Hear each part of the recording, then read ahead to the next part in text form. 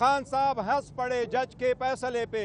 हमें दीवार पे लिखा नजर आ रहा था, न खान साहब मायूस है न हम मायूस है, with in few days high court में अपील फाइल करेंगे।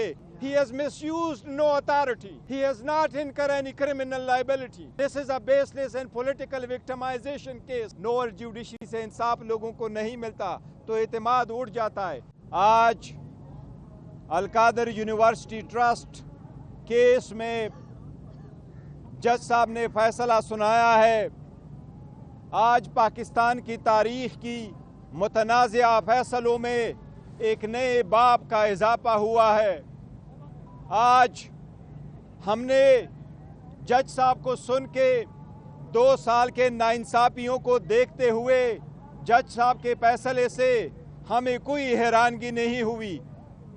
जब खान साहब को फैसला सुनाया गया तो खान साहब हंस पड़े जज के फैसले पे। खान साहब ने कहा, जो नाइंसाफी पे फैसले करते हैं इनको प्रमोशनें मिलती है, जो इंसाफ पे फैसले करते हैं उनको ओएसडी बनाया जाता है। बीबीबी मुस्कुराई फैसला सुन के। हमने देखा 2 सालों से हमारे साथ अदालत रवैया इम्तियाजी और गैर मुनसिफाना रहा है। ये ऐसा केस है जिसमें खान साहब ने 1 रुपए का बेनिफिट नहीं लिया। गवाहों ने एडमिट किया कि ये पैसा इलीगल प्रोसीड्स नहीं है, यहाँ से खान साहब को बेनिफिट नहीं हुआ। खान साहब यूनिवर्सिटी के मालिक नहीं बने, वो फ़कत एक ट्रस्टी है। आज अफसोस का मुकाम है कि उस मुल्क में जिसमें औरतों के नाम पे कॉन्फ्रेंसेस करने पे फख्र महसूस किया जाता है, एक औरत जो एक ट्रस्टी है एक ऐसे फलाही इदारे के जो बच्चों को पढ़ाए, उसको आप 7 साल की सज़ा देते हैं। ये शर्म का मुकाम है। हमें दीवार पे लिखा नज़र आ रहा था, लेकिन इंशाअल्लाह ताला न खान साहब मायूस है न हम मायूस है। खान साहब का पैगाम है लोगों के लिए, मायूसी गुनाह है, मायूस न होना। इंशाअल्लाह ताला with in few days high court में अपील फाइल करेंगे। हमें एतमाद इंशाअल्लाह ताला खान साहब सुरखरू होंगे। दुनिया को बताना चाहते हैं खान साहब has done no wrong, he has committed no crime, he has taken no benefit, he has misused no authority, he has not incurred any criminal liability. This is a baseless and political victimization case. It is nothing more than political witch hunt. Inshallah this will go.